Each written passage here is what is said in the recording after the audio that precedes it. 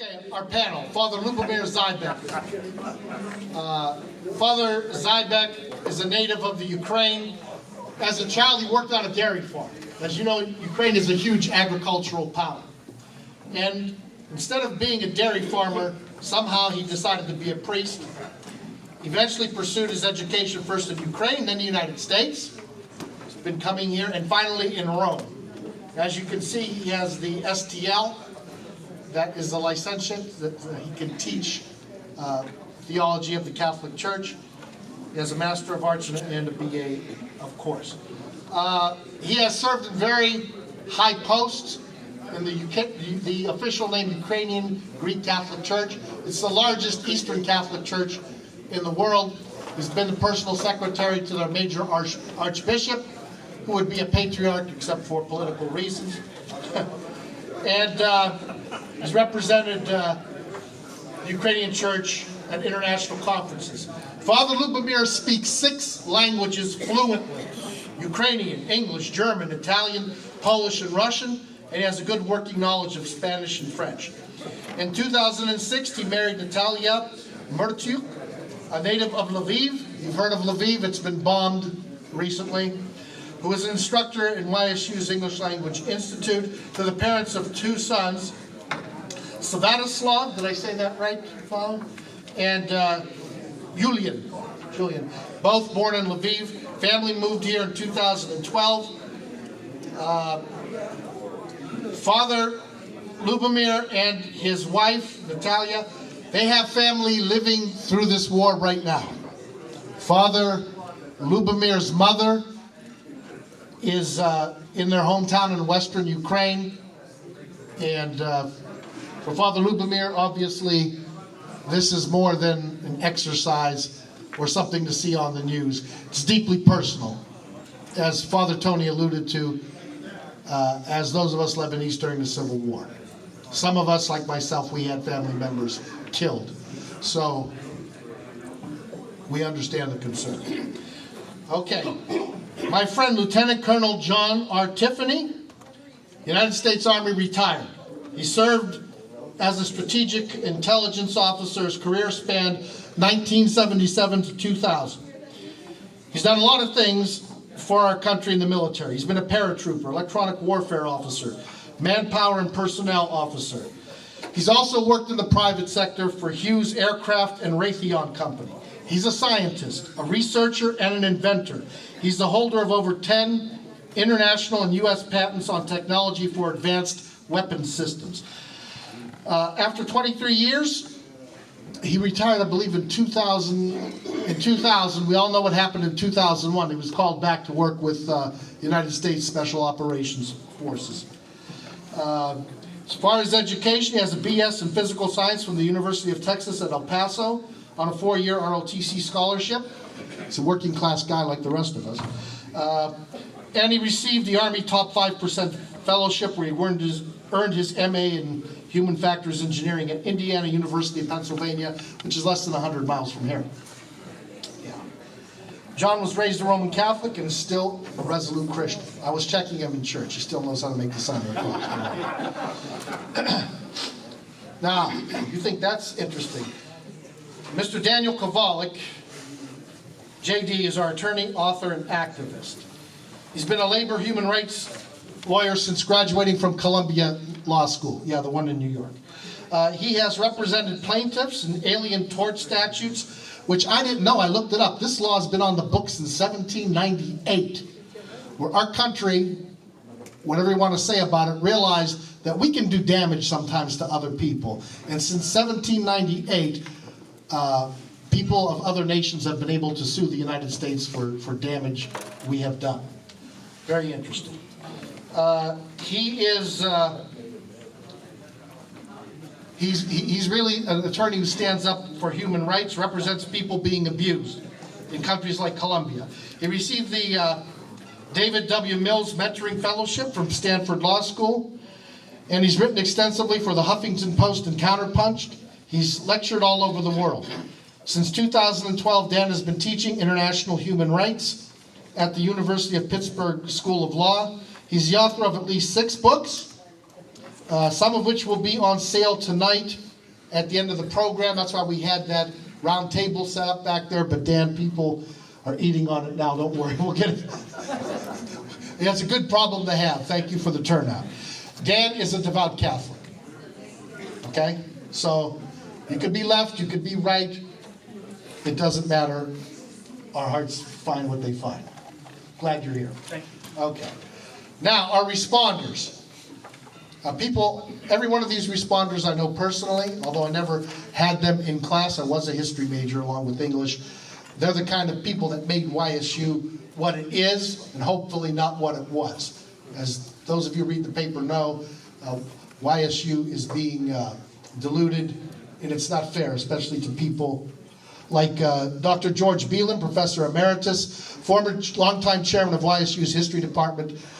George has also been a politician, a good one. Elected 3 terms as Austintown Township trustee, right across the road. In 1976, he ran as a Democratic candidate for the U.S. House of Representatives in the former 19th Congressional District. Had he won, I dare say our politics here in the Valley might have been much different. But it was not to be.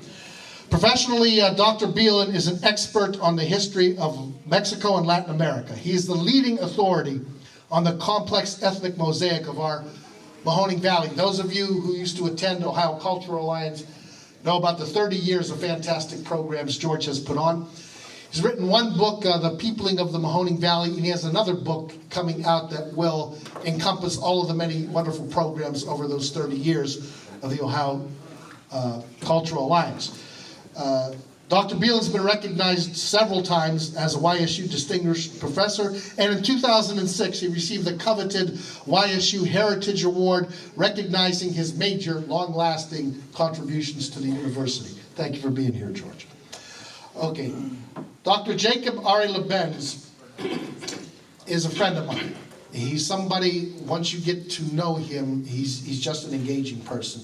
And I'm so glad he agreed to be here tonight. He directs the Center for Judaic and Holocaust Studies at YSU, where he's also the Clayman Assistant Professor of History. Dr. Labendz's work has focused considerably on questions of national belonging in Cold War Central Europe, with a focus on Jewish history.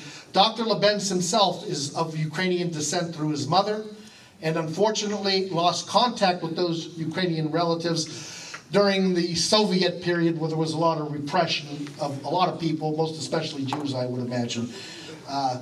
It's a shame when you're afraid to get on the phone and call your relatives because of what that could mean for you, because they're in America. Jacob, thanks for being here. On the end down here is Dr. Kieth Lepak. Started at YSU in 1988 and retired in 2019, and continues to teach a course or two as Associate Professor Emeritus of Politics and International Relations. He's taught courses in general politics, comparative European, Russian, and Chinese politics, international relations, and political thought. Special interest in programs of U.S. foreign policy and challenges facing contemporary democracy. He has a BA from Carroll College in Wisconsin in international relations and German. He spent his junior year at the University of Bonn, and he is fluent in German. He has an MA and a PhD in foreign affairs from the University of Virginia, Charlottesville. Anybody knows who established the University of Virginia? Jefferson. Thomas Jefferson, our third president, right. He's taught at Vanderbilt, the Harvard of the South, James Madison University, and the University of Virginia. Research and writing focused on the politics of Eastern Europe and Germany and issues of U.S. foreign policy and military intervention. Our moderator tonight is Dr. Jamil Al-Wekhian. I'm sorry for pronouncing your name properly. Okay. No, I didn't cough there. Like my name should be Nakley, not Nakley, but that's all right. He teaches at Kent State University. Dr. Al-Wekhian began teaching at the KSU School of Peace and Conflict Studies in the fall of 2017. Previously, he taught for 5 years in the Department of Peace Studies at the University of Missouri, Columbia. He's also the founder and advisor for the Better Together Interfaith Organization at MU. Dr. Al-Wekhian was awarded the University of Missouri Columbia Excellent Teaching Award. Jamil was born in a remote village in Jordan, where he earned his BA in psychology from the University of Jordan and an MA in criminology from Mutah University. Very good. Dr. Wekhian holds a PhD in International Conflict and Management Studies from Kennesaw State University. His research focuses on culture, religion, and conflict management, as well as sports violence and identity-driven conflict. So, with that, I'm going to turn it over to Dr. Wekhian, and you can, well, Jamil, you know what to do. Let me stop talking.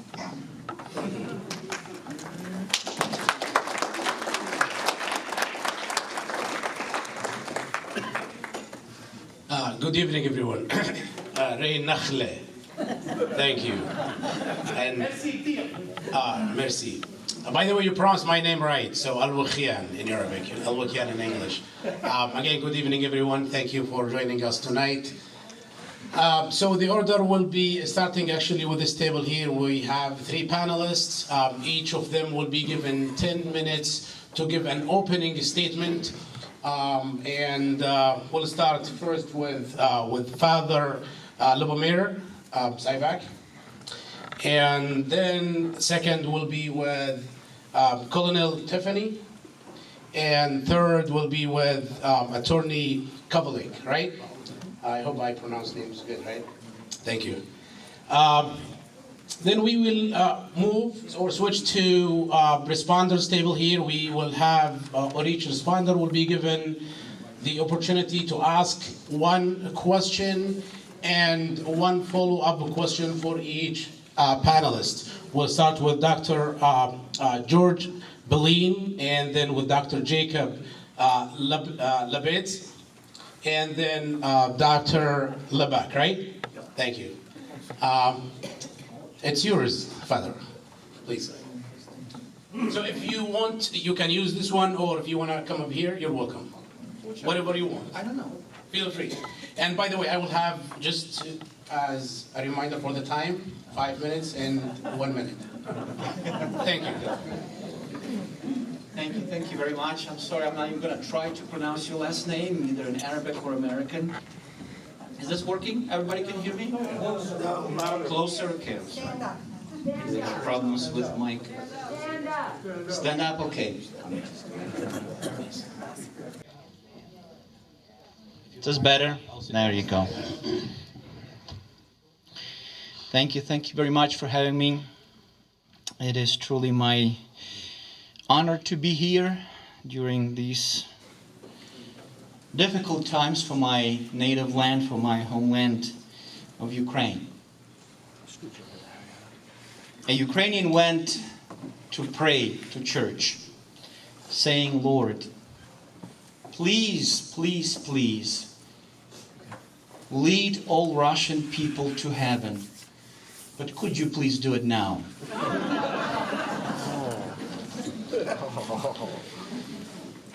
Unfortunately, my friends, this is not what the Ukrainians are praying for right now.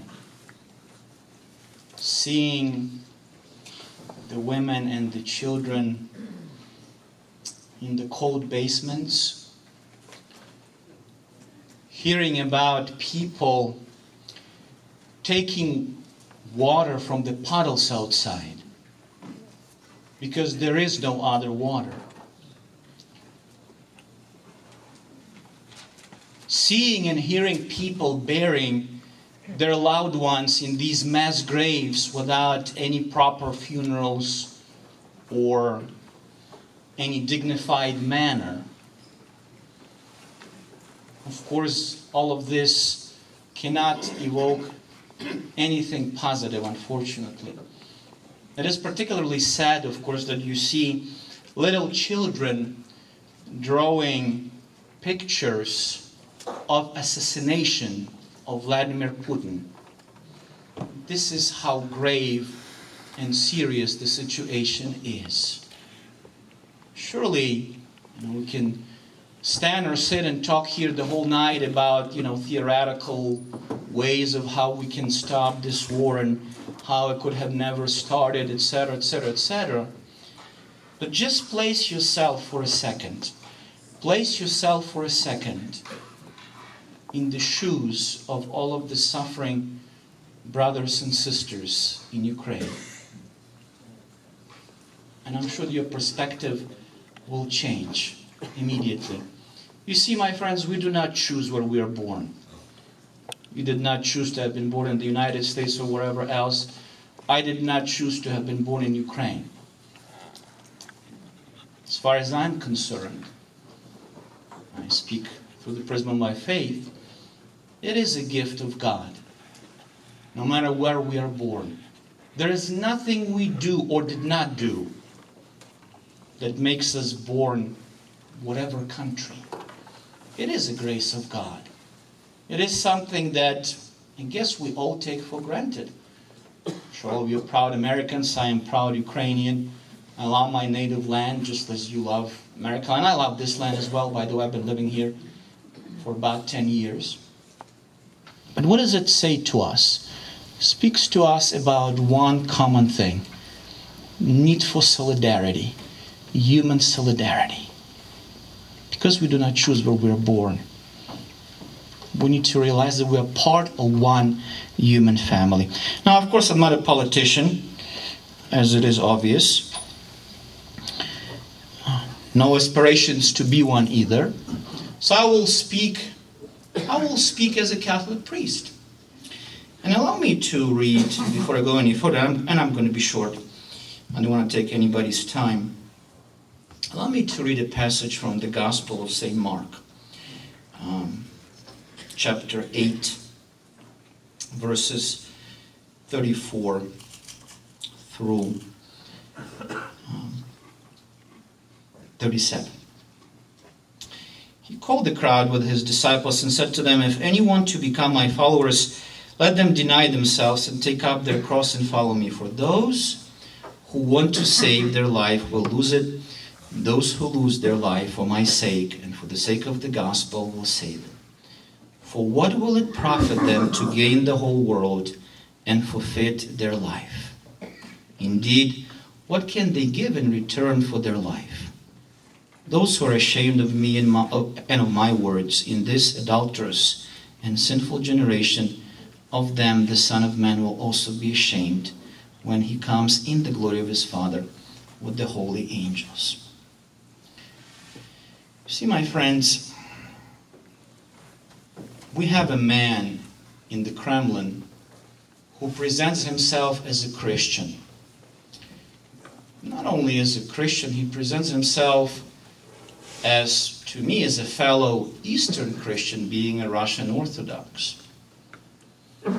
There's also another man by the name of Patriarch Kirill, who likewise is a Christian, who leads the church of millions of people. So, my friends, without passing any judgment, without being judgmental, and please correct me if I'm wrong, here's the question, the dilemma I have. What is Vladimir Putin and Patriarch Kirill, who completely agrees with the atrocities that are being done, with the murders being committed, with the civilians being killed, innocent children being murdered? What is this politician and a spiritual leader try to accomplish? You see, we Christians, we view life in the eschatological manner. This is not it for us, this earthly existence. We look far, far away, so far away, we look into eternity. And so my question is, as a fellow Christian of Vladimir Putin and Patriarch Kirill, is, my brothers in faith, what are you trying to accomplish by this? It's not only that you are putting in peril your own souls, but you are causing all of this suffering, all of this pain. For what purpose? For the idea of some kind of Ruski Mir, Russian world, that will end with the moment of your death? What in the world are you trying to accomplish? Because think for a moment, if Patriarch Kirill of the Russian Orthodox Church had courage to speak up the truth,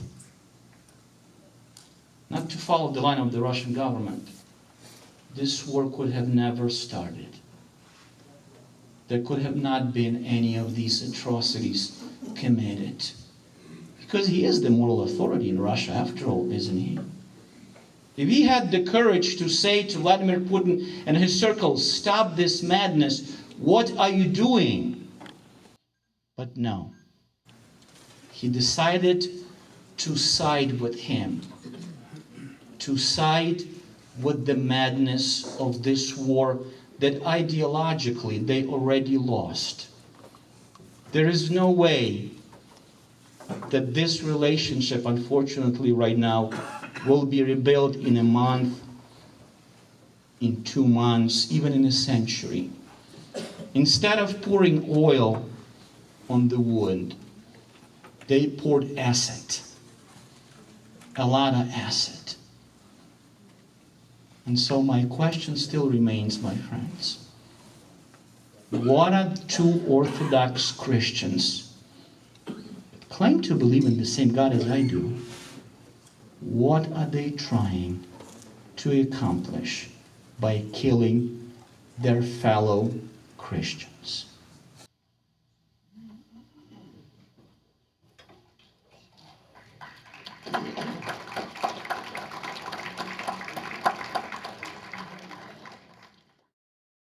I'm an intelligence guy, right? I used to watch the bad guys in Europe. I worked on both sides of the wall. I got to know the Soviets very well, the East Germans very well, Czechoslovakians. And I got to know the people of 16 different military districts. And I'd make assessments 4 days out of the week and tell the Deputy Chief of Staff Intelligence if we were going to go to war, or what their capabilities were, what their plans were. Almost every time I said they cannot attack. They just cannot, because they would run out of fuel. They'd run out of food. Their people don't want to do it anyway. And I think the situation is very similar today with what we're seeing here. The dogma was that the Russians or the Soviets would roll over the border and conquer Europe within just a few days. I think we found something similar happening here. It just didn't work the way they planned it. But we did see they ran out of food, they ran out of fuel, they ran out of POL, petroleum oil, lubricants, and the soldiers' morale is very, very low. But as an intelligence analyst, let me show you what I understand, okay?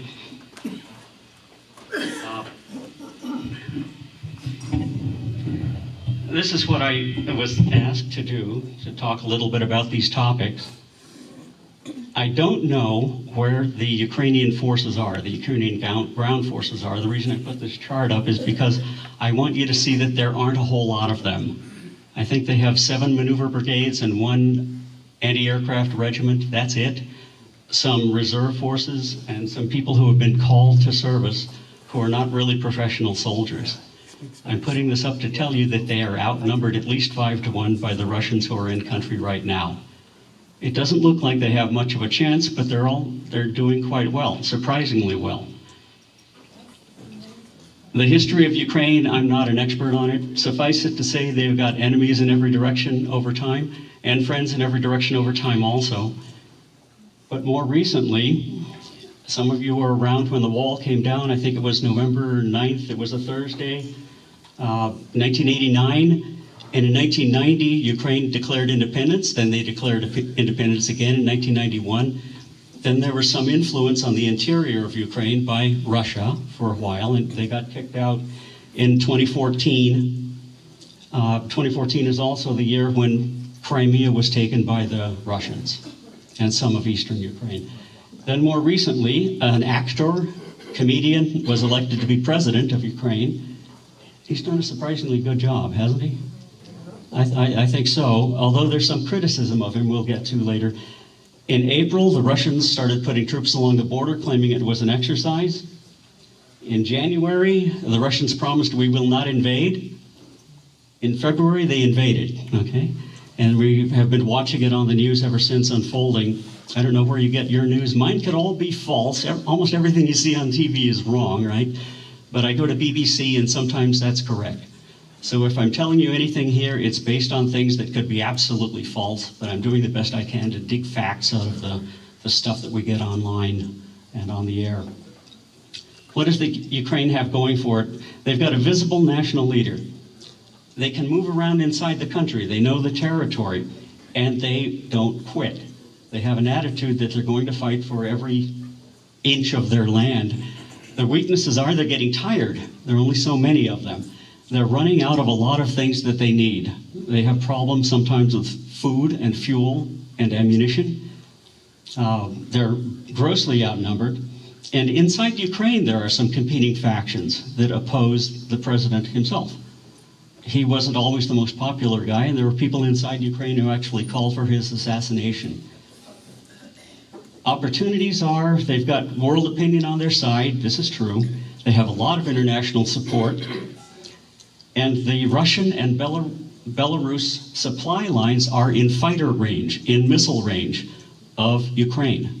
So they could, in theory, be attacked, and they have been a little bit, but not a lot. Threats to them are the Belarus military could attack. I think they've already crossed the border. They say they have not, but they could.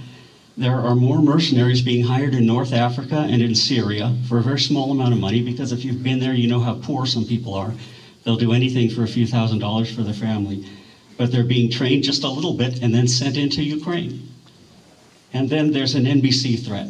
NBC is nuclear, biological, chemical, that the Russians do have. They've got a great capability. Wild card is China. China can supply money. China can supply material. They could even supply troops, although, as far as I know, they haven't done this. Here's where you can find most of the Soviet or Russian troops most of the time. Look how far away the Eastern Military District is, right? They're represented inside Ukraine right now. They've got one army from the Eastern Military District. You would have thought that the Southern Military District, if fully manned up, could have rolled over Ukraine in a matter of days. They're present. So is the Central Military District and the Western Military District. Here are the units that I've identified as being present in Ukraine right now. I identified them by the deaths of their commanders that are reported on the news. And you can look up almost any one of those Russian commanders and find out what their unit is, their associated unit. From the Eastern Military District, we actually have the 29th Combined Arms Army along their western border inside Ukraine. So the Central Military District is holding the northern front.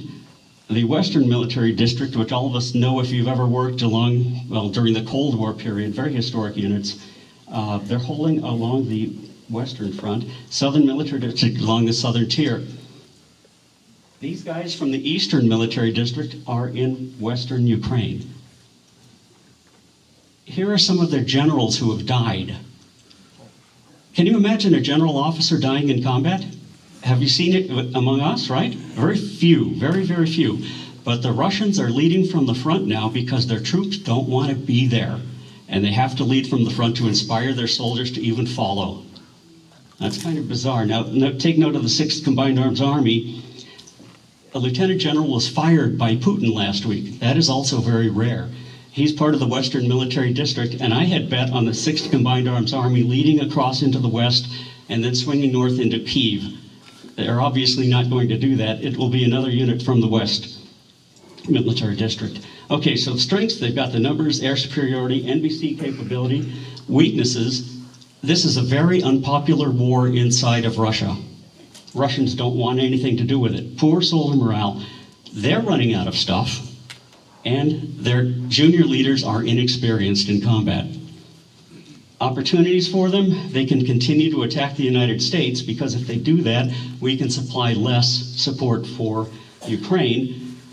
There are still people are still buying Russian oil, especially India and China. They're buying it at a discounted rate. And it's forming a great trade relationship between Russia, India, and China. Threats, economic sanctions, of course. Do you know somebody could invade Russia right now and just roll all over them until they got to Moscow because they're so depleted? I heard an estimate from a U.S. Army general who said that 70 to 75% of Russian ground forces are right now fighting in Ukraine. That's enormous. Can you believe that? They could be rolled over, but nobody wants to attack Russia. What for? Why would you want to attack Russia? Okay, here's what we've got. Eastern Military District, the 29th, is Well, from Rovno, or I called it Rovno. What do they call it nowadays? Rivne?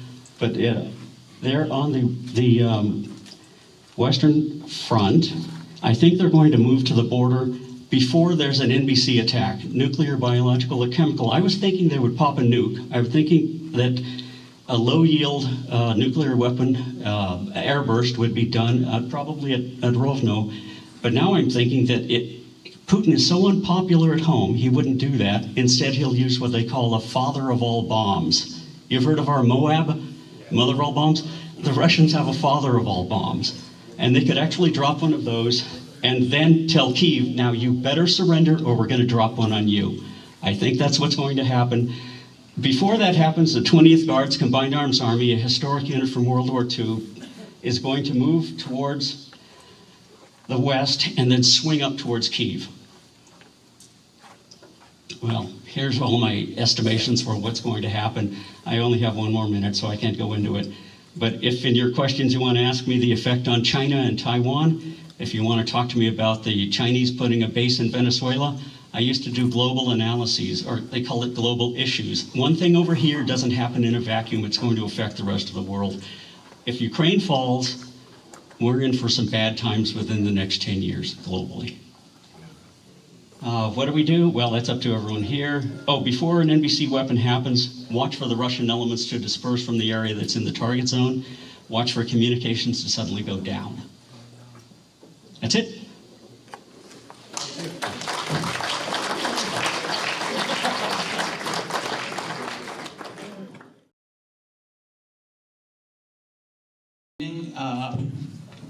First, I just want to thank you for inviting me today. Drove in from Pittsburgh this afternoon. Being from Pittsburgh, I'm particularly grateful for the pierogies, so whoever made those, thank you. I'm actually Slovak. I just want to say that. Sometimes people think I'm Russian. I'm often told to go back to Russia. I'm not from Russia. So, in any case, but if there are Russians out there, I do want to say, by the way, I don't pray for your early ascension to heaven. And that is to say, and I do think it's important to say this, I really do, that in the same way I don't expect people abroad to hold me responsible for the U.S. war in Iraq or Afghanistan or Somalia or et cetera, I'm not going to hold an individual Russian responsible for what their government's doing. And I actually don't like the anti-Russian hatred that I see, you know, and I think that's disturbing to me. And again, I don't see that coming my way. I've traveled all over the world, and I'm always treated wonderfully. I was actually in Lebanon and Syria twice last year, so I feel very much at home here in this church. And I will talk, if I can talk a second about Syria, because I think it's kind of relevant to maybe a point I want to make. And it was a little surprising to me, because I knew some things about Syria, but not tons when I went. So we had to drive. You fly into Beirut, and then you drive to Damascus. You can't fly into Damascus. I mean, there's some ways to do it, I think, but not for mere mortals like myself. But I want to also say something else. That, again, I do a little stream of consciousness thing. One thing I thought a lot about was Saul on the way to Damascus, right? Saul becomes St. Paul on the road from Jerusalem, I believe it was, to Damascus, which I believe he made either by foot or horse or camel or something, right? But he went by land. You can't do that anymore, right? You can't go from Jerusalem to Damascus on land. By land, you can't even do it by air, right? And I always tell people, you know, we used to say the world's getting smaller. In fact, in many ways, it's getting bigger, right? Because you can't do stuff like that. You can't go to Russia now very easily, right?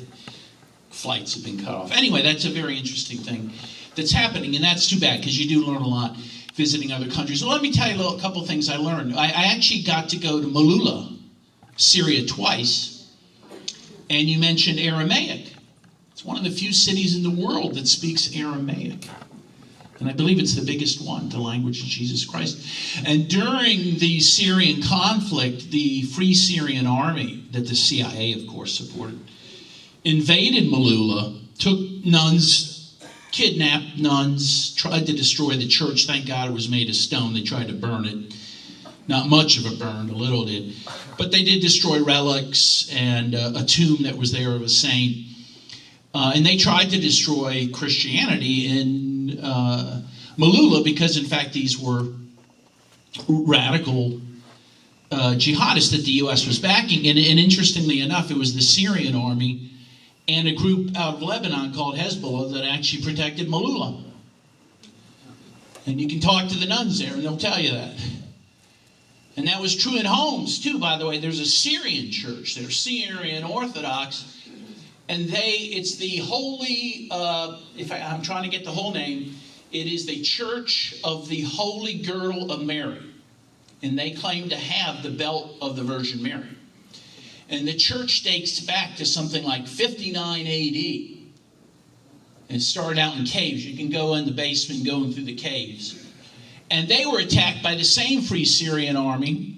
Thankfully, they had secreted the belt out of town, and it was hidden. And of course, it was the Syrian army and I believe Hezbollah again, that defended the town, and it was the Syrian army that helped bring the belt back to the church. Which I found very interesting. And by the way, in Malula, where they destroyed a lot of the relics, in truth, it was the Russians that sent replacements, not real ones, but at least replicas. Almost all of the paintings in the older part of the church are just all replicas now, because those were all destroyed. But the point is this. I mean, one thing that bothers me about some of the discourse about Russia and Ukraine, to be honest, is some idea that we as a country ourselves, the United States, somehow has some sort of innocence in all this and in the world.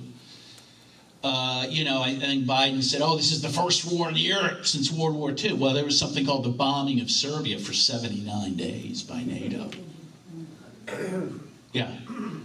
Which mostly targeted, by the way, civilian infrastructure and civilians. And by the way, the U.S. twice intervened to prevent 2 peace agreements that could have prevented the whole thing. But again, we just forget that.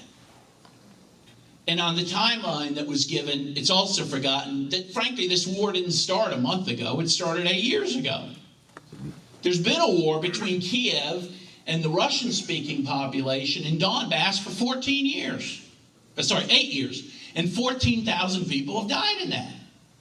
80% being people in the Donbass. And I'll just be honest, I didn't see a lot of people standing with Donbass or the eastern part of Ukraine for 8 years.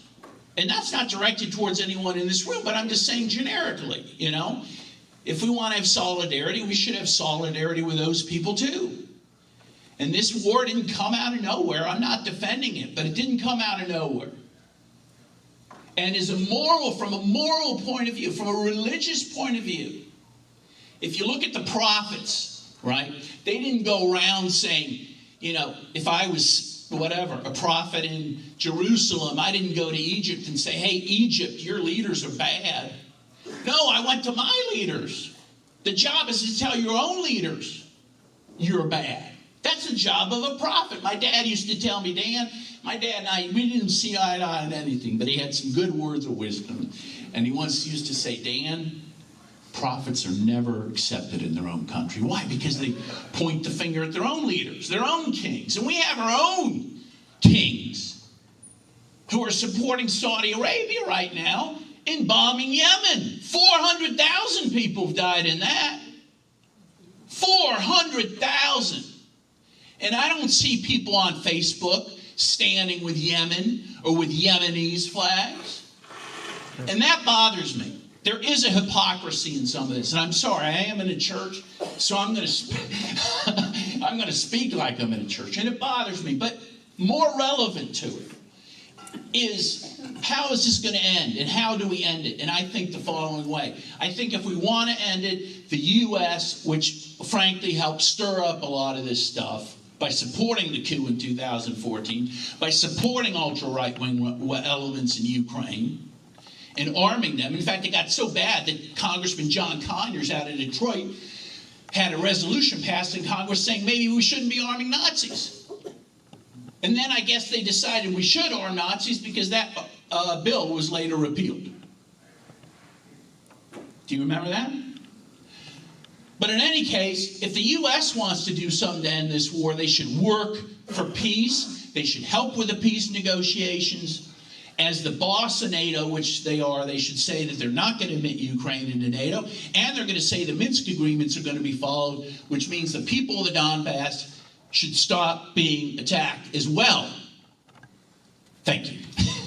And I was going to sit down because I figured I'd be a smaller target, but I'm going to move quickly to my seat.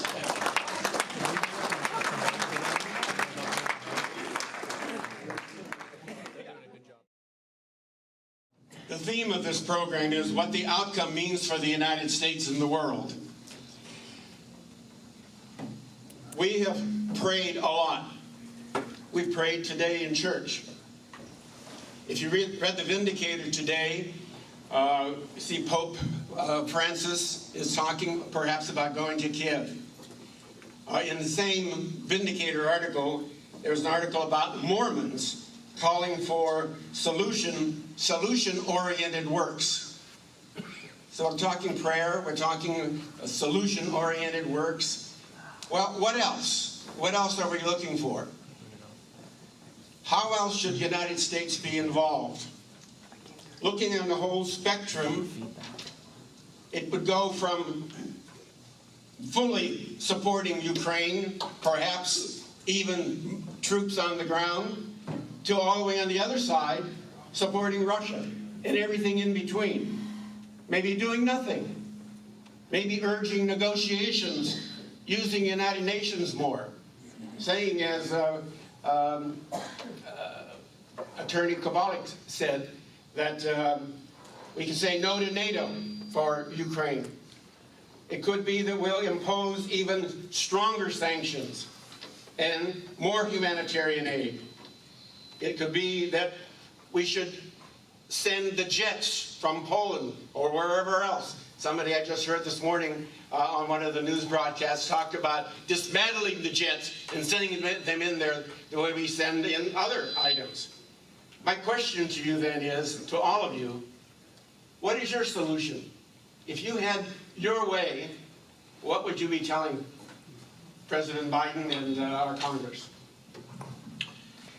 It is a very sad fact, my friends, that we have in the world, this country included, the nuclear weapons. I am not a proponent of using them. I might personally wish we could use nuclear power just for peaceful purposes. But the truth is that we have nuclear weapons, this country included. Now, what does having nuclear weapons mean? It means peace, right? You can go to bed without any problems, because you know that if something happens, if China attacks or Russia attacks, my country has nuclear weapons. My country also used to have nuclear weapons before 1994. Before Clinton administration, Bill Clinton and his administration, before John Major of the United Kingdom and his administration, before Boris Yeltsin and his administration decided to seize the moment, take advantage of the economically weak Ukraine and pressure Ukraine, holding a carrot in front of Ukraine, and pressure Ukraine to get rid of this deterrent, thereby making my country vulnerable. Right? Can I say it is a fact? It is a fact, right? The US, Russia, and the UK, also there was China and France afterwards with their own separate documents, denuclearized Ukraine, making it vulnerable. So my question would be to President Biden as the US President, what was the purpose? What was he pursuing with this? How come nobody talked about denuclearizing Russia or the US or whatever other country? So actions have consequences, right? So this is part of the mess we're in. Because if Ukraine had nuclear weapons, we would have never ever had the mess we're in right now. Never ever.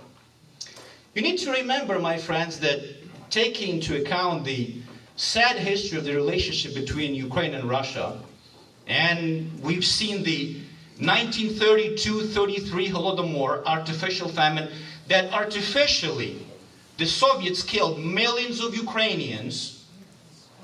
We have the Russian gulags, right? There was always these imperial desires, right, to take over. I mean, when you look at the size of Russia, do they really need Ukraine? Why do they need Ukraine? I tell you why. It is because the cradle of Christianity in Ukraine is not in Russia, but in Kieth. Back in 988, when Kieth was a flourishing city, Moscow was not even on the map. Kieth was founded in 482, and that's the stats, at least officially. Moscow was founded in 1147. All right? So when you start digging, my friends, when you start answering the questions as to, the nation of Ukraine and the territory, I am sorry, if the Russians want to make a claim that somehow we are part of Ukraine, I think it's the other way around. I think they're occupying our Ukrainian territory. If we are, the question is how far you're going to go back to, right? How far back you want to go.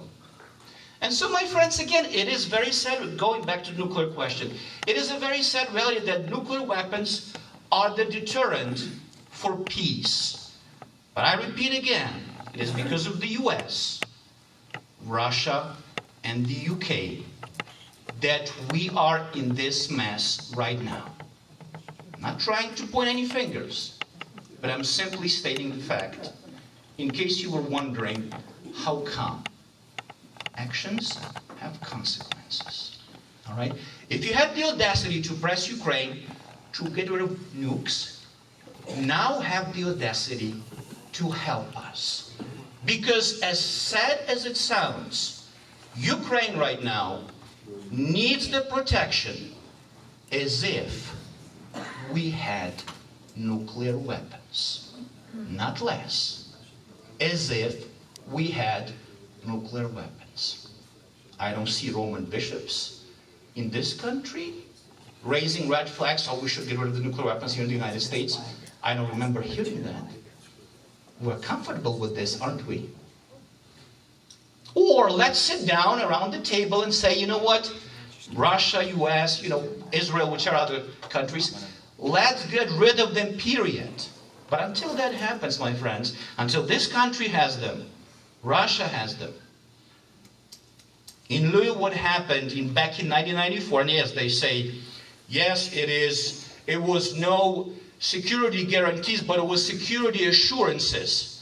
Does that make me Ukrainian? Think about the US, UK, and Russia. Oh, so you're trying to trick us then. You could care less about denuclearization. You're trying to trick Ukraine into this. Is that what I'm supposed to think like that? Let me repeat my point again, my friends. If the US, UK, and Russia had the guts to pressure economically weak Ukraine after the fall of the Soviet Union back in 1991, in 1994, that you have to find the guts right now to make sure that the country is protected as if we had nuclear weapons. Thank you. All right, thank you, Father. And as a follow-up, Father, specifically answering the question, how should the United States become involved along my spectrum? Are you suggesting that the United States, United Kingdom, ought to threaten nuclear involvement? Well, I mean, we can't go back and give the nukes back to Ukraine. We can't do that. But shall we, those countries that support Ukraine, should we rattle the saber? I think, here's the problem. I mean, I'm a priest, right? So don't get me wrong, I'm not in favor of using violence, right? But we gotta be, every country has a right to defend, according to the just war doctrine, right? One of the points, right? To make sure that, we use the means that are not greater than the evil that try to be eliminated. Now, there are other means, right, to pressure a country to stop whatever the country is doing. You see what's happening, right? There's a hypocrisy happening right now. I think Attorney Kovalik mentioned it during his talk. Well, maybe not in exact same terms. Despite of all of these sanctions, right? They're talking about sanctions. If these sanctions worked, Russians would have stopped it. But we have yet companies still doing business with Russia, bypassing through Belarus. Yeah, you're going to sanction certain sector of the Russian economy. But we're going to use Belarus. Guess what? Because they're basically, Russian, part of Russia. De facto, we can say right now, at least right now, right? I am not, of course, in favor of threatening, Russia. If you don't you dare to drop a nuclear bomb on Ukraine or whatever. But I think there are, in this day and age, there are enough means that we can put pressure on. But let's play a fair game. Let's not pretend that we are, I'm going to say on TV, it's so wonderful, all these sanctions. But in reality, do they work? The question of SWIFT banking system. I mean, I can go on and on and on. My point is, not enough has been done, I think, economically, to stop this Russian aggression, this absolutely senseless Russian aggression that doesn't make sense no matter how you approach it. Simply because somebody wants to bring back Soviet Union in a different disguise, because somebody was upset of the fallout of the USSR back in 1991. We have the means, my friends. But I mentioned solidarity in my opening remarks, right? Solidarity is the key. If the countries like Poland, Lithuania, they're really, also in the United States, of course, UK too, right? But you look at Germany and France. President Macron can sit in his Versailles palace being warm, and the Ukrainian babies are born in basements. People drinking bottled water. And we're just watching it as a show? And then Scholz making themselves, President Trump was right, in fact, when he said, you want us to protect you? And you being dependent on the Russian energy sector? How does it make sense? You want American troops in Germany? And yet you're going to pay billions of euros to Russians. How in the world does it make sense? My friends, I think it's time to stop hypocrisy. Thank you, Father. I think we don't even have. Thank you. We'll turn the mic to Colonel Tiffany, please. Same question. Sure, the same question. No. Next person? We'll do 3 rounds. Sure. Yeah, let's go with Dr. Jacob Labendz, please.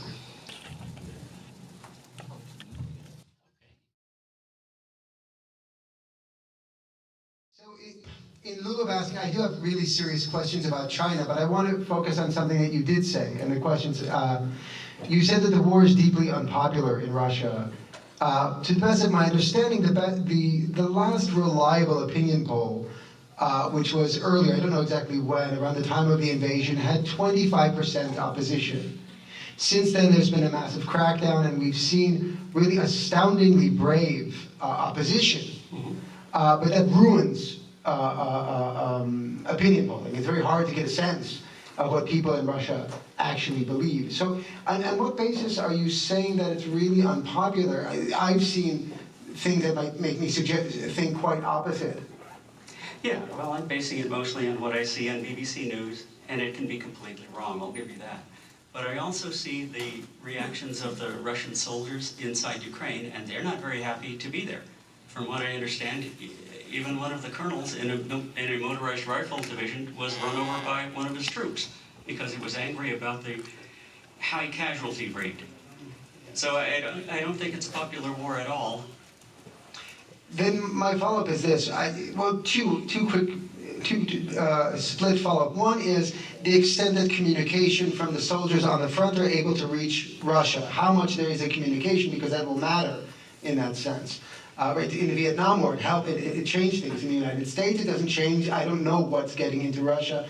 And the next question is, how vulnerable is Putin to popular opinion? Putin worries about what his own people will do, especially his military commanders. Putin is an intelligence guy who rose to power by eliminating his opponents. He knows the same thing can happen to him, and he's very, very skilled at staying alive. But he knows that at any moment, one of the people he trusts could end him. The same thing happened with Mrs. Gandhi, remember? And her own personal bodyguard ended her.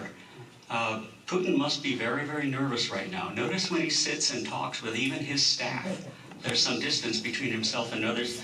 In arm's reach, you can kill a man. And he's concerned. And he's also concerned for his wife and daughter in Switzerland or in, well, they have another place in the south of France.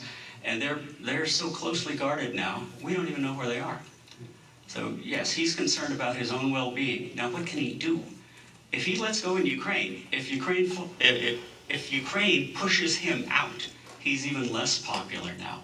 He has nobody whom he can count on to protect him, to defend him. He has nowhere to go, really. He has to win in Ukraine. What do you think he's going to do?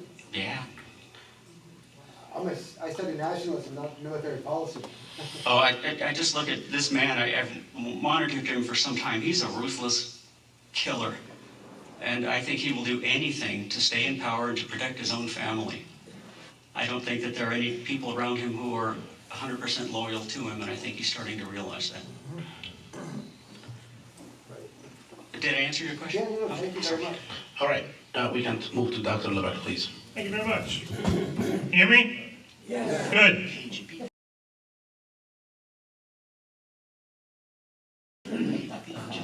Father Lubomir, I respect your position very much. Thank you. As a priest and theologian, do you agree that we live in a fallen world? Yes, absolutely.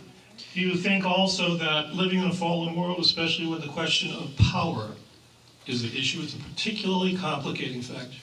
As I know if you paid attention to the Yes. quote I used from the Bible, exactly. right? What, if you gain the whole world, right, and you lose the soul in the Correct. process, Correct. what do you gain? What do you gain? And this is exactly the dilemma I have as a believer. Yes. If a person, and you see Putin parading, in front of the cameras with the Russian Orthodox hierarchy, right? Right. So the presumption is you believe, right? Even that lecture he gave before February 24th, where he lectured how Ukrainians and Russians are the same people. Yes, there are common elements with us, absolutely. But if you follow this logic of his, if this is true what he says, is he killing his own people now in Ukraine? Good question. So I have family in Russia. Actually, my mom's sister, she's Ukrainian, of course, and she went to study to the city of now called Veliki Novgorod, right? Not too far from St. Petersburg. And, she married a Russian. Eventually, they have a family. I've been to Russia many a time. And my family have been to Ukraine many a time from Russia. Unfortunately, right now, because of this tremendous propaganda that's being done by the Russian government, I have difficulty communicating with my own aunt because she has been brainwashed by all of this. And, she's making this and that statement, saying that really, I can't believe this. When they came, I want to ask her, when you came with your family to Ukraine, were you ever attacked by some nationalists? When I went to Russia, was I ever attacked by some Russian nationalists? No. The answer is strong no, both questions. Absolutely not. We can't, because the Russian people are wonderful people. I've been to Russia again many a time, a wonderful country. It's a nice country to go to. Sit down and you talk, and yeah, you might have disagreements. But this war? Because somebody has this crazy idea of, building this Russian world, and the effects of this is anything but what he's trying to accomplish. Because unfortunately, when you see, as I said before, when you see kids trying, draw these pictures, little children, you can imagine how much hate there is with the adults right now. You had the same thing in Afghanistan with little children drawing pictures of Americans. And of course the answer, my friends, of course for us as Christians, is the prayer. We need to pray Pray, just to bring, and And I would suggest praying for Russians too, and not just to die. for the conversion, absolutely. Yes, to change absolutely. their hearts and change their minds. Very good, Metanoia. thank you. I have a question for Professor Kovalik. Thank you very much. I appreciate it as a political scientist when you do introduce inconvenient facts that people don't want to pay attention to in the world. Question: is it entirely possible that this situation is the result of power politics between the United States and Russia, with the Ukrainians being the victims? I think that's exactly what it is. I do. And in fact, I think, again, not to take away, obviously, from Russia's culpability here, but it's very clear to me, honestly, that the U.S. wanted this conflict and, frankly, set Ukraine up for it. In fact, Zelensky publicly stated recently, he said privately, he was told by the Americans that Ukraine would never be part of NATO, but that was not to be the public position. Right? That's all that had that been agreed to, we may not be where we are. And he was told, you're never going to be in it, but don't tell anybody. Yeah. Don't tell the Russians. I mean, if I were the Ukrainians, I wouldn't be very happy with the United States. No. And if I were the Germans, I wouldn't either. I mean, frankly, I think the EU's been sacrificed by the US as well. I mean, frankly, we kind of helped start a conflict and then kind of said, well, bye-bye, you're all on your own, which we do all the time. By the way, I'm sorry, the US is probably the worst ally you could ever have, right? I mean, we just don't tell the truth. And of course, the other thing we lied about was we told Gorbachev NATO would never move an inch past Germany if he allowed Germany to reunify. He did, and no sooner did we promise it than we're on the board, NATO's on the borders of Russia. And by the way, I found it interesting when my colleague here mentioned the Chinese maybe having a military base in Venezuela. I heard a lot of gasps. Well, the Russians have been gasping a long time about NATO on their border. Heaven's a sphere of influence. Yeah. Imagine that. And we have no empathy for that. We have no, had anyone in power had the willingness to listen to those concerns, we might not be here either. And that's why they better start listening to them now before it's too late, before we do have a nuclear war, which I'll go on record as saying I oppose. I think nuclear, I'll quote the current Ayatollah Khamenei of Iran, and by the way, his predecessor, Khomeini, who issued fatwas against the building and maintenance and use of nuclear weapons. I actually think that is a morally superior position. Yes, it should be pointed out too, Yeah. just to follow up on observations by Father about hypocrisy, stated that we could not enter Ukraine because it was not a member of NATO. The problem is, NATO has been present in other non-member countries, including Afghanistan. So this is really, somewhat unsettling. I have a question for Colonel Tiffany. Can we move to Dr. Oh, sure. Beelen? Yep. We'll come back to you. Thank you. Okay. I'll go to Daniel again. Think that there, I haven't had a chance to ask. And again, it's my basic question of, along the spectrum, what should we do? And it appears to me, if I could just editorialize a minute, you seem to be in league with Pat Buchanan, who said in the last couple of weeks that, in one major article, did we provoke Putin's war in Ukraine? Well, I never want to be in league with Pat Buchanan. I didn't think so. But on the other hand, well, as we used to say, now this has no meaning anymore, and that is a broken clock is right twice a day. Of course, most people don't have clocks anymore. But looking around the room and all the gray hairs, I think you get the joke. But actually, I would say I'm more in the league of a guy like Jack Matlock, who was the U.S. ambassador to the Soviet Union, or Colonel Douglas McGregor, who was an aide to the White House security, who also take the position that the U.S. helped provoke this, and therefore it's the U.S. that should help ratchet it down. I agree with the Chinese on this, who said the one who put the bell on the tiger's neck should take it off. And I think that's what the U.S. needs to do. We're saying then that to remove the sanctions then?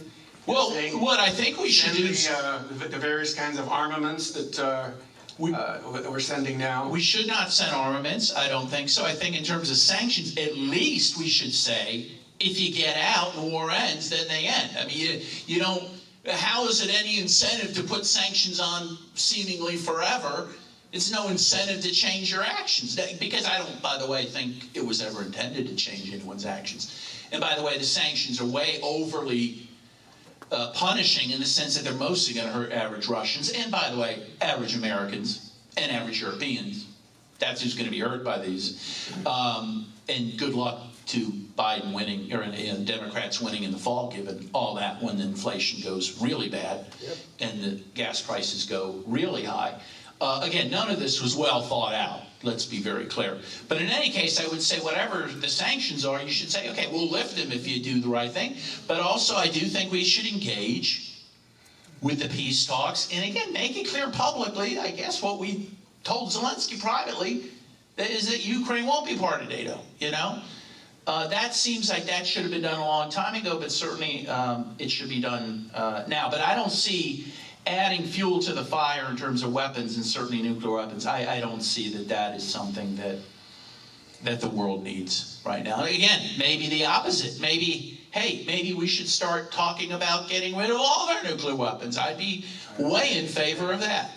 So, Right. yeah, thank you. Thank you, Tony. And Dr. Jacob, please. So I'll shift focus for a moment, just so we move around the panel. It's very interesting, though. This is a question for Father Lubomir in this case. You've described this, I think, touchingly and painfully as a fight. You raised the question of whether or not Putin thinks of himself as attacking his own people.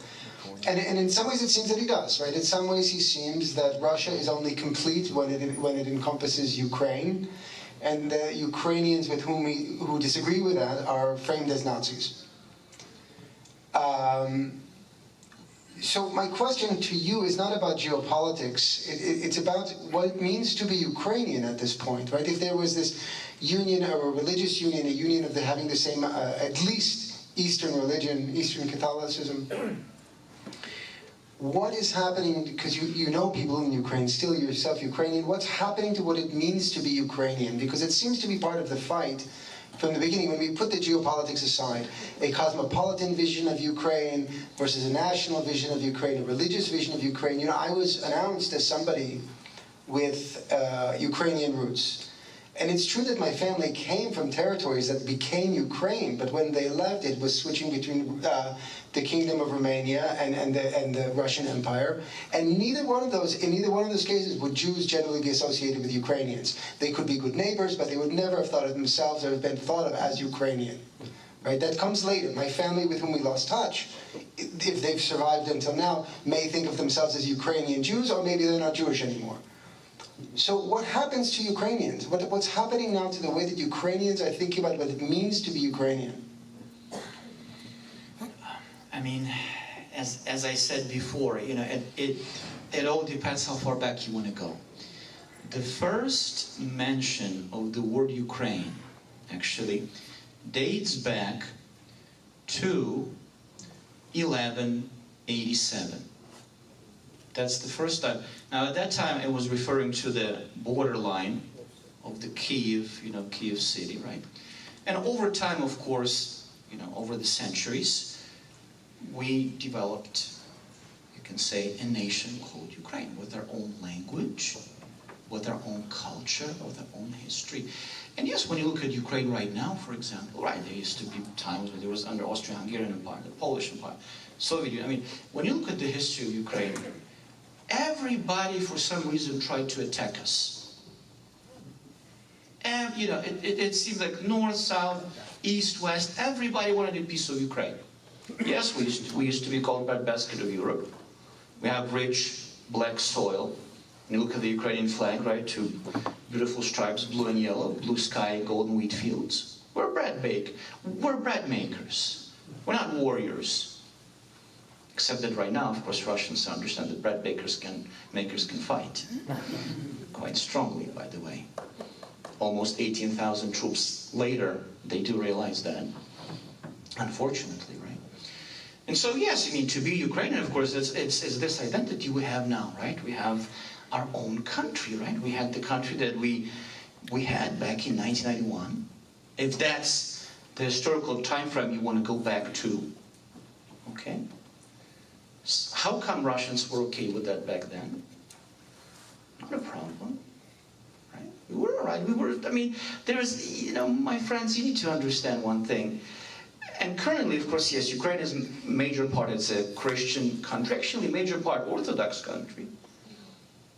Orthodox Church is the major religion, then comes Catholic Church and other denominations. And our president actually is Jewish right now. President Zelensky is Jewish. We have Muslims present as well. I mean, it's a multicultural, you know, it's the second largest by size country in Europe after France. But yes, we have developed over time the identity, just like here in the United States, right? Before 1776, when it was French and British colonies. Now you probably say you're American, right? And so am I. And likewise, I'm saying I'm a proud Ukrainian, right? And yes, when you go back all the way, when you go back to when the Kieth was founded, back into the 5th century, you can go back to the 5th century, you can go back to the 10th century, when Ukraine was officially, if you will, baptized, accepted officially Christianity in the 10th century, which happened, by the way, in Kieth, not in Moscow. Right?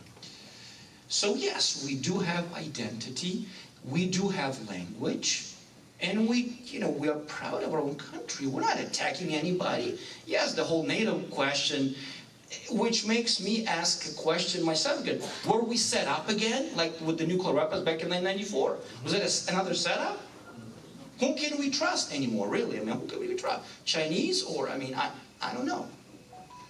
So you see, you know, I mentioned solidarity, my friends. There needs to be, we need, of course, sit down at some kind of table and say, wait a minute, what are we doing wrong? Are we lying to our own people? Are we pretending to be this good, and in fact we're not? And I think this is what's happening also with Russia, with the sanctions. Because remember, Minister Lavrov of Foreign Affairs of Russia, he was so adamant in saying that no, why all of this hysteria all about? This is just the military exercises. Next thing we know, you know, they invade. So the Russian people should ask themselves, is my government lying to me? What is going on here? We're not claiming, we don't want anybody's territory. We do not want to strip Russians of their own identity. You have your own country, that enormous country. It's like David and Goliath, right? We know who won, right? When I use the analogy. Leave us alone. Let us continue. I mean, right now, what we're at right now, because also Russia and Ukraine, we are now, my friend, as a serious issue at the crisis of famine. Because Ukraine is one of the world's major export partners of wheat. Especially the Middle East, Africa. Right? Probably South America as well. I mean, and now Russians, what they're trying to do, they've been stealing our wheat, by the way, trying to reestablish it. And I mean, it's a war, my friends. We need to understand that we need to meet this war with the force exerted upon us. We cannot simply stand there and watch innocent people being killed, children being killed. We need to do something about it. And I hope that this change comes from within of Russia. Again, I've been to this country. I know these people, they're good people. We don't want to be enemies with Russians. I don't want to call Russian people enemies. I don't want to call them enemies to combat. I want to build bridges with them, not to build walls. But simply, you know, former KGB agent decided otherwise. He wants to rewrite history. Because somehow, and I think he said that himself, actually, Putin said that the fall of the Soviet Union was, I think he called it, the greatest geopolitical catastrophe of the 20th century, or something he said. I don't remember verbatim. All right. We need to stop this madness. Thank you, Father. And Dr. Lubek, I think. My judgment, this war is not ending anytime soon. I think Mr. Putin is going to go on with it. This question for Colonel Tiffany. What other weapons does he have that he's not used yet, which aren't nuclear, biological, chemical? For example, thermobaric weapons, nuclear depleted weapons. What else? Carpet bombing. What else can you think of? Something they haven't used yet would Yeah. be heard about an explosion that happens and then a secondary explosion happens right away. It's advanced technology, but when you have two explosions and a lot of coordination within nanoseconds to make another explosion, you can push the effects of it. That's been done, you know, but it hasn't been done by a nation. It's been done by a terrorist one time that I know of. Okay. But it would be something if they took the father of all bombs and they had another detonation that immediately burst after that and amplified the detonation to mow down a city. Yeah. That could be done. It's very well within their capabilities. I haven't seen it. I don't think they're going to do nuclear, right, because of the fallout problems. I don't think they're going to do chemical because they want to claim the land soon after that. It's coming up on planting season right now. It's got to end soon. They've got to do something dramatic. Right. I would think that they're going to do something horrible, something very, very big, and that would be the father of all bombs with a push, a resonating bomb is what the technology is called. Right. That's what I think is next. Last point, I just want to point out that one particular academic from the University of Chicago, John Mershimer, no relation to Pat Buchanan, predicted back in 2015 that if the United States, NATO, and the EU did not stop their efforts to wean away Ukraine from Russia, quote, Putin would wreck Ukraine.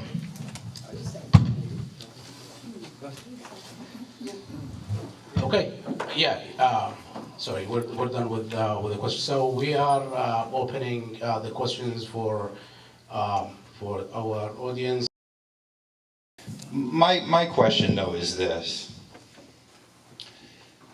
It seems to me that the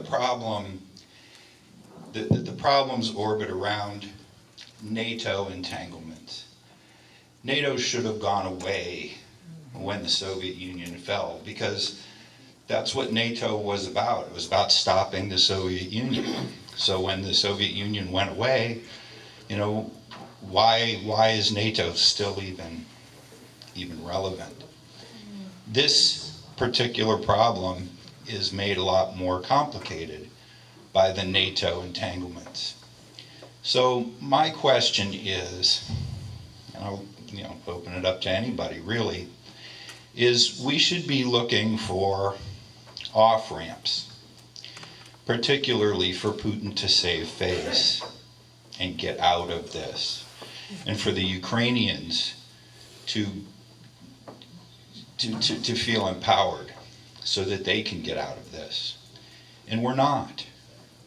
No matter what cable news you turn on, all the commentariat is about, hey, let's go. You know, it's all bellicose. Nobody's talking about the off-ramps. So I'd just like to open it up.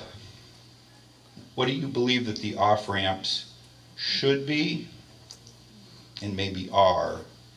And what can we do as people sitting in this room to move the United States, whose hands are not clean in this, toward a position of looking for off-ramps instead of more bellicosity?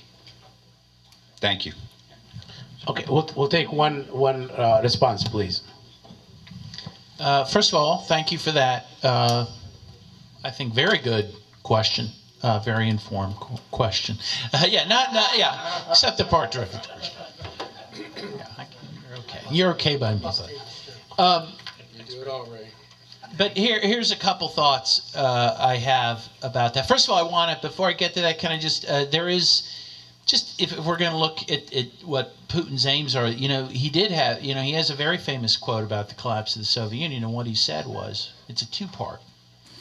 And he said, anyone who did not shed a tear at the collapse of the Soviet Union does not have a heart. The second part was, anyone who thinks it will be restored does not have a brain. Okay, so there is a second part to that quote.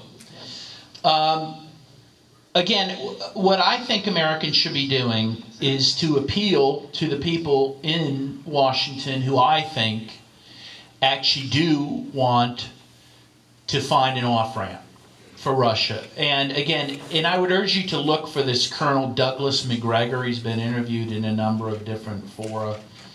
And his belief, and there's a number of people I've heard this from, so I think it's true. He thinks Joe Biden and the Defense Department, the Pentagon, are two places where the grown-ups are trying to stop this from hurtling towards something worse, and would like there to be an off-ramp. So first of all, I think that's where there is an ability to have some persuasiveness. And again, I think the off-ramp is, and I agree, everyone has to come out with something, and I do think one is Ukraine not part of NATO, Ukraine neutral. Again, seems easy, seems like that was probably the plan anyway, the real plan. And I think, though, there also has to be, and again, the Minsk agreements, which the U.S. agreed to, right, as part of the UN Security Council, which unanimously approved the Minsk agreements, provided for the end of hostilities with the Donbass region, with Lugansk and Donetsk, and did provide for a certain level of autonomy for them within Ukraine, but they would be potentially federal republics, and they would have elections. And I think just having Ukraine agree to really abide by those, plus them not in NATO, I think you come very close to having a deal at that point. So I think that is what should be pushed towards. And again, I think there are forces in Washington that want that, but there are other forces that are pushing for a wider war, and I think that is what we should be pushing against. Thank you. Can I, by protocol, just ask a question? Sure. I don't mean to interrupt. Oh, no, you did. My name is Tom. As I sit here, and I really appreciate comments on both sides, I look at this flag up here and it says United Nations.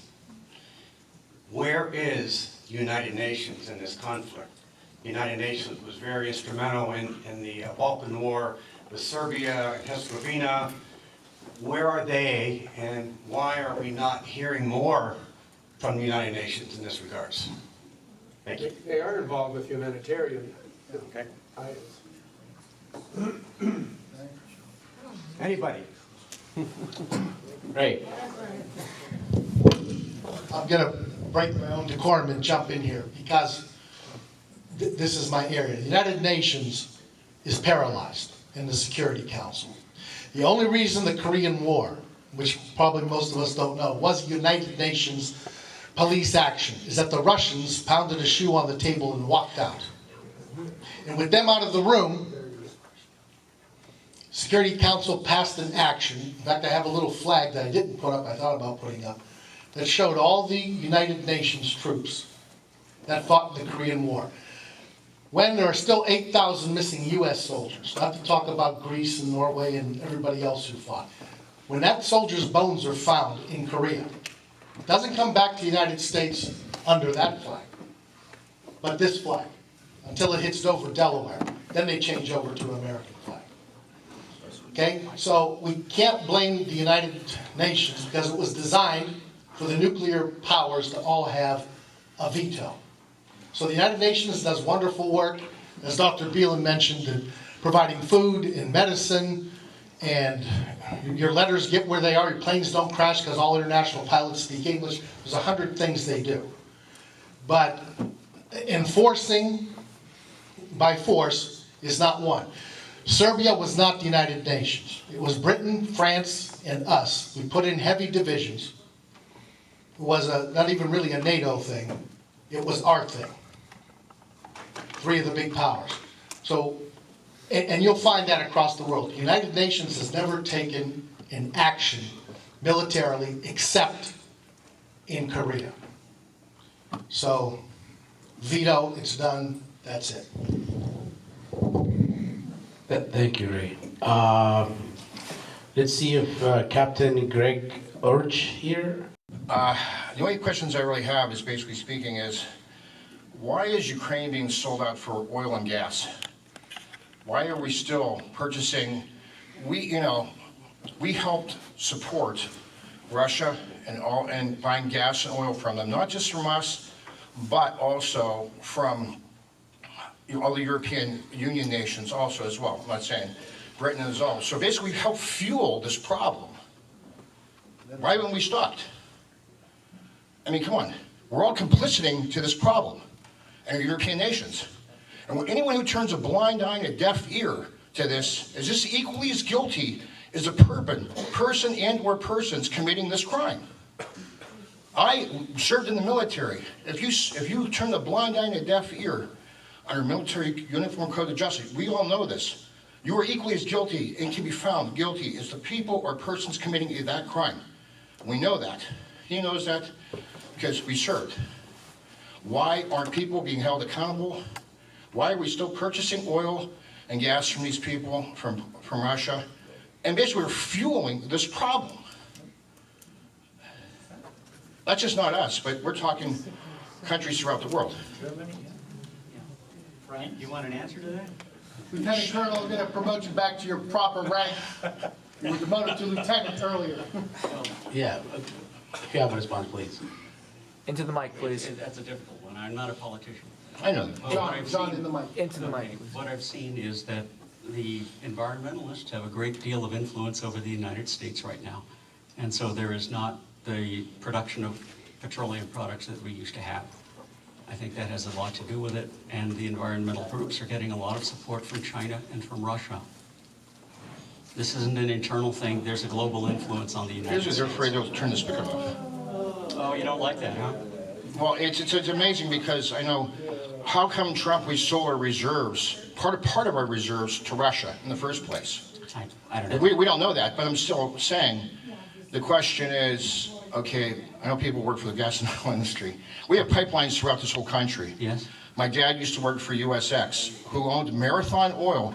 They pipe gas, natural gas, from all the way from Texas all the way into Youngstown, Ohio. We have pipelines all over the place. This is like an excuse, because we have pipelines all going throughout this whole country, natural gas and otherwise going through, and of course Alaska, that went through areas that were natural preserves. Can we please stick to the question? Yeah, we're seeing the question, but why are we still purchasing, or maybe we've stopped and I haven't been watching the news, so correct me if I'm wrong, why are we still purchasing oil from Russia? Because we're not producing it locally. Why is the government, who's to dictate to the government what we do with our oil? First of all, I think at the height, I think we are largely independent in terms of fuel. I think, and you can check this, I think even at the height, at most we were importing 3% of our oil from Russia. I mean, I think it's nominal, and I don't know what we are doing now. My guess is it's... is it 8%? 8%. Okay. It's still fairly small. Of course, I would also ask why we're buying oil from Saudi Arabia that's, you know, a monarchy, and again, committing much worse atrocities in Yemen, and we're selling arms to them, by the way, including cluster bombs. But right, yeah, I get what you're saying, but also the pipelines also were built back in the days of the USSR when it was going into East Germany. We will need to move to another question. So anyway, please. we're still purchasing, and the Europeans are still purchasing. Thank you so much. We will So that's need to basically move. my biggest concern, why we're still doing this. Thank you so much. We'll need to move to another question for the time being. I want to thank my good friend Raymond Nakley for putting this all on, and our distinguished panelists, responders. Belonging to the Society of St. John Chrysostom as a co-sponsor of this event, we've always worked for Christian unity and common ground. I would like to ask Father Lubomir, and I know it's anecdotal, it's very hard to get accurate information, but our brothers in Christ in Ukraine working together, Catholics, Roman Catholics, Greek Catholics, and Ukrainian Orthodox. How has this terrible situation brought Christian brothers and sisters in Christ closer together? That's the first part.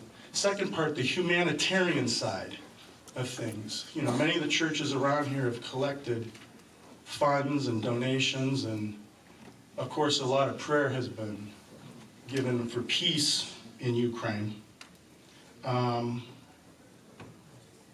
What are some of the humanitarian things being done amidst this storm? Thank you. First of all, in terms of the ecumenical relations or interreligious relations in Ukraine, of course it united people together. However, what is happening right now, it's because of the stance of the Russian Orthodox Church of the Patriarch Kirill in the hierarchy. There have been parishes that juridically belong to the Ukrainian Orthodox Church of the Moscow Patriarchate have been leaving the communion with Moscow for obvious reasons, right? It is, of course, unfortunate simply because, as I said at the beginning, you would expect that the Patriarch of Moscow would be the moral force that could have stopped this madness. Instead, he became one voice with these atrocities. You know, so rendering unto Caesar what is Caesar's, unto God what is God's, has completely been wiped out from the Bible's Patriarch Kirill reads. And so that is an unfortunate thing. So that means that these parishes that we used to be in union with the Moscow Patriarchate, they're now switching to the Orthodox Church of Ukraine, a relatively newly formed church, Orthodox Church. In terms of the humanitarian crisis, absolutely. I mean, you see 4 million Ukrainians have left Ukraine, 2 million in Poland, and then the rest are dispersed to other European countries, and I think here in the United States as well. The U.S. government was willing to take 100,000 people. I don't know how it's going to work in, de facto. But surely, you need to realize this it's a huge humanitarian crisis. I'm talking about not just thousands of people, millions of people. We need all the support we can get, and not simply because people are trying to look for some kind of, luxurious way of life, but these are the basic needs. These are absolutely basic needs that need to be met. There's still babies being born. It's actually a sign of hope for Ukraine, right? Even under, in the basements, these cold basements, but it's a sign of hope. And, we're praying, by all means we're praying. I wish I could say that the leaders in Ukraine and Russia, religious leaders, could kneel together and pray together for the end of this war. I wish I could say that. Fortunately, I cannot. I'm grateful as a Ukrainian. I'm grateful to all of the aid that Ukraine has been receiving, and it's been a tremendous outpouring of help. But I have my own view of how these things. I'm not a politician or military person or whatever else. I pray and hope, but I also act. I speak. Because, see, all of these discussions today, I don't know if you noticed something, right? There is one word that stands out, deceit. The problem is lies. Allow me also, speaking of the deceit, if I may sidetrack here. Allow me to underline for you, my friends. The problem in the eastern Ukraine was artificially created. This is not a real problem. The problem in Crimea, not a real problem. It was artificially created. Russians wanted in Crimea the naval fleet. They got it. Can we keep it short, Father, please? Yeah, I'm sorry. Yeah, Yeah, but I just want to make sure. Don't you. think somehow that in the east, these evil Ukrainians were, killing Russian-speaking people. This is falsehood. This is a lie. Right. Another lie. Thank you so much. And we have one more question, which is the last question. Do you mind please introducing yourself? Petro Fadak, Slava Ukrainian. I don't need a microphone, you can tell. They can't hear you. I was asked not to make a speech, that's fine, but I do have answers to a lot of the questions that were posed. But I will say, history repeats itself. To not know history, but the question is, I'm bypassing a lot. You're an analyst in the Army, and I've been watching closely in this retreat recently, and I'm thinking, the neutron pause, and you can explain that. Because you know what I'm talking about. If you want to respond, if you have the option to respond. If you don't want to, that's okay. No, I just think that it also has bad connotations. What? It also has bad connotations to use a neutron bomb, right? It's called a humane nuclear weapon, but it's just as inhumane as any other nuclear weapon. John, would you explain it kills people, leaves buildings? Yeah, Kills it's all living creatures. right. It isn't that horrible. So I don't think that they're going to go that far. Do you? It's possible, but it would make the world be experiencing a revulsion that they haven't had for decades if that were to happen. I'm looking at the agricultural aspect. Thank you, everyone. Thank you. Thank you. Let me just, we are running out of time. I will leave it for the last comments for panelists and responders, probably myself included. Can we have it 1 minute, please? Just keep it short. Thank you so much. Please, Father Son. My friends, let us continue praying for the metanoia, for the conversion of hearts of Ukraine's aggressors, not only Russians, unfortunately, more than Russians. And let us pray for the establishment of truth in the world, because we know who lies come from, and we know who the father of truth, is, right? Or who is the truth, right? God himself. Let's pray for the reign of truth in the world, for the conversion of people who want to see others not as brothers and sisters to love, but as enemies to combat. And our hope is still with us. May the Mother of God help us in this endeavor. Thank you, Brother. Brother John, please. Have you noticed that a lot of Ukrainians are better Americans than Americans? Thank you. Blessed are the peacemakers. Thank you. We can have comments. We have time. Yeah. If you're Catholic, give money to Catholic Relief Services. Thank you. My wife and I belong to a group called Great Decisions. We meet once a month and talk about important subjects. We never come to conclusions. We don't solve the problems in our couple of hours together. We've heard some very trenchant comments today from our panelists, some very good comments and perceptions from many of you, and we haven't solved the problem. But what we have done is opened our minds a little bit more. We've learned a little bit more. We'll go out and try to learn even more, and hopefully take some action to help to mitigate this thing and end this horrific thing. This same book, Great Decisions, there's a quotation at the back end by President Eisenhower, reading, "A people that values its privileges above its principles soon loses both." We don't want to lose them. Thank you. Dr. Jacob, please. First, I want to thank Ray and all of you for coming tonight. I don't know that coming here in and of itself does something, but it is a first step, and it's important that we be engaged. I'm a person who spends a lot of time teaching about atrocities, teaching about nationalist atrocities, imperial atrocities, and one question that we have to ask ourselves, and that we ask, what were people doing? It's happening now. It's always happening. What are you doing? What are we doing? I think that has to be. We will be teaching this to our children. My predecessors will teach this to their children, and they will ask where you were. Decide where you'd like to be. Thank you. Dr. Lubomir, please. You have a comment? No, I'm done. All right. I will end up with one comment for me. I do believe, actually, wars have destructive outcomes, not only on directly or at the people or on people who are directly involved in these wars, but across countries. And we can feel it here in the U.S. economically or socially. We can feel these destructive outcomes. And I do believe, genuine belief, that a grassroots movements usually is the best thing to fight these things. I know it's an interstate conflict sometimes, but a grassroots raising awareness among people like this is an excellent key for fighting these wars.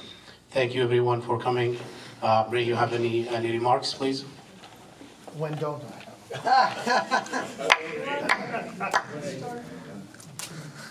Do I have any remarks?